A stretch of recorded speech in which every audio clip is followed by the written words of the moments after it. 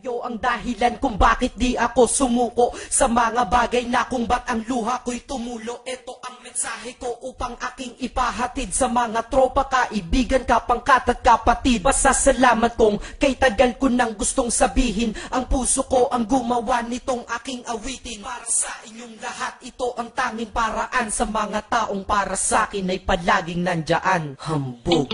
Kayo ang dahilan kung bakit di ako sumuko sa mga bagay na kung ba't ang luha ko'y tumulo. Ito ang mensahe ko upang aking ipahatid sa mga tropa, kaibigan, kapangkat at kapatid. Pasasalamat kong kay tagal ko nang gustong sabihin. Ang puso ko ang gumawa nitong aking awitin. Para sa inyong lahat, ito ang tanging paraan. Sa mga taong para sa akin ay palaging nandyan. Upang ako'y mabigyan ng kalakasan ng loob at manatili na nakatayo at di patataob na kahit na anumang pagsubok na nagdadatingan. Di ako takot pagkat alam kong may malalapitan. Pag ako ay mayroong problema na dinadala, akala ko ako'y nag-iisa, ngunit hindi pala. Alam nyo ba kung bakit?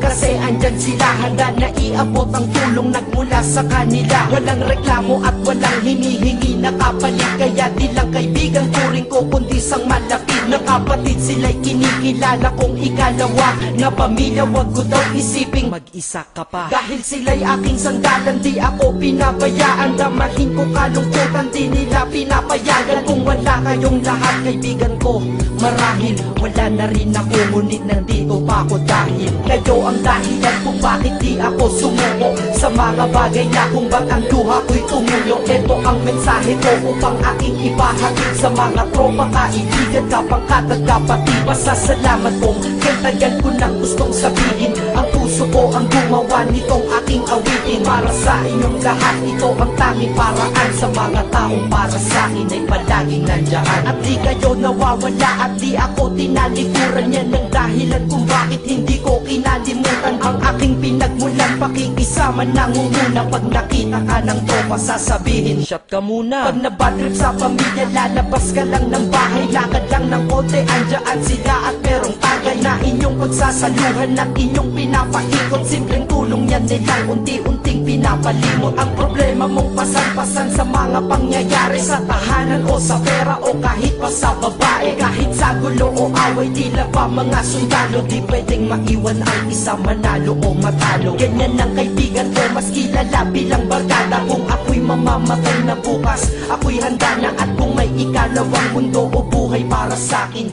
sana magiging tropa ko kayo pa rin. Kayo ang dahilan kung bakit di ako sumuko sa mga bagay na kung ba't ang luha ko'y tumulo. Ito ang mensahe ko upang aking ipahatid sa mga tropa, kaibigan, kapangkat at kapatid. Pasasalamat kong kay tagal ko nang gustong sabihin. Ang puso ko ang gumawa nitong aking awitin. Para sa inyong lahat, ito ang tanging paraan. Sa mga taong para sa akin ay palaging nandyan. Kaya ako'y kontento na dahil kayo'y naging parte ng buhay ko. Sa kabutihan nyo, paano ko gagante? Magtatawagan ng mga tropa, kita-kita lang sa kanto. Pagkatapos didiskarte ng pitselyosi at baso. Papaikot ang sombrero para mag-ambag ang tropa. Kahit 20 pwede na, basta lamang makatoma.